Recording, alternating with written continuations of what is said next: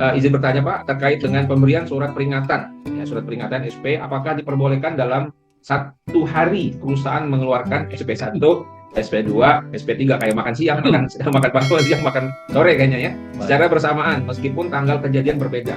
Terima kasih. Baik, kalau ditanya dalam perundangan nggak mengatur sedetail ini ya, dalam perundangan. Tetapi dalam praktek kewajaran Bapak Ibu, biasanya kalau harinya bersamaan atau berdekatan itu, atau dianggap oleh hakim bahwa ini seharusnya bisa dijadikan satu, tetapi ada kecenderungan pihak perusahaan sengaja membaginya supaya SP-nya lebih banyak dan cepat sampai pada tahap PHK, biasanya ini akan dibatalkan oleh hakim.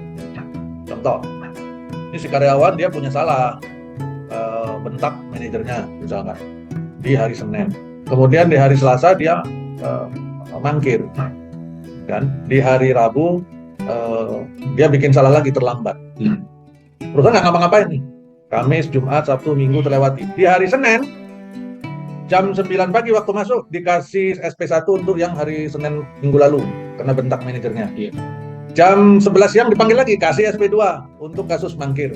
Jam 3 sore panggil lagi, kasih SP3 untuk kasus yang terakhir apa itu, nah kan, terlambat.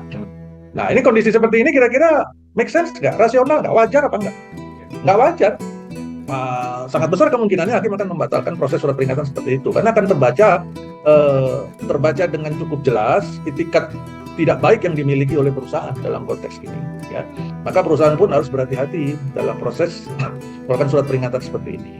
Ya, apalagi kalau misalkan tadi pelanggarannya Senin, Selasa, Rabu, kemudian minggu depan ya hari Senin itu dikeluarkan peringatannya kebalik nih, surat peringatan 1 untuk kejadian hari Rabu, peringatan kedua untuk kejadian hari Senin, peringatan ketiga untuk kejadian hari Selasa. Itu begitu surat peringatan pertama keluar, maka hakim biasanya akan memutuskan yang peringatan kedua dan ketiga yang hari Selasa dan Seninnya udah nggak dianggap lagi.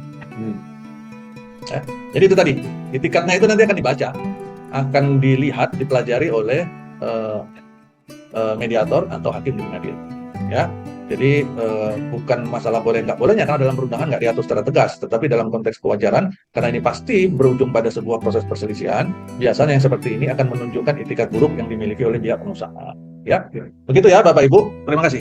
Penting ini juga dibuat ya SOP SP. SOP SP, betul. Standar Operating Prosedur Pengeluaran SP. Jadi jangan selera HR secara personal, individu ya, bukan secara jabatan, tapi nanti HR siapapun pimpinan human resource development terkait siapapun nanti dia nggak pada selera pribadi gitu ya, tapi berangkat pada aturan. Apalagi kalau si HR manajernya atau atasannya bikin daftar dosa. Daftar dosa Denny. Januari tanggal 3 melototin direktur. Dan Februari tanggal berapa terlambat. Maret tanggal sekian.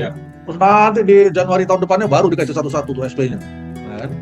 Itu namanya daftar dosa, dan itu yang sangat tidak direkomendasikan dalam pengembangan sumber daya manusia kita hari ini, karena kan sekarang itu metodenya positive approach ya Bapak ya, positive approach. Bahkan kita sekarang kan sebenarnya sudah tidak disarankan untuk menggunakan istilah apa kelebihan dan kekuranganmu, bukan apa kelebihan dan improvement pointmu gitu. Jadi udah nggak ada ngomong kekurangan lagi, improvement pointnya gitu ya. Terima kasih.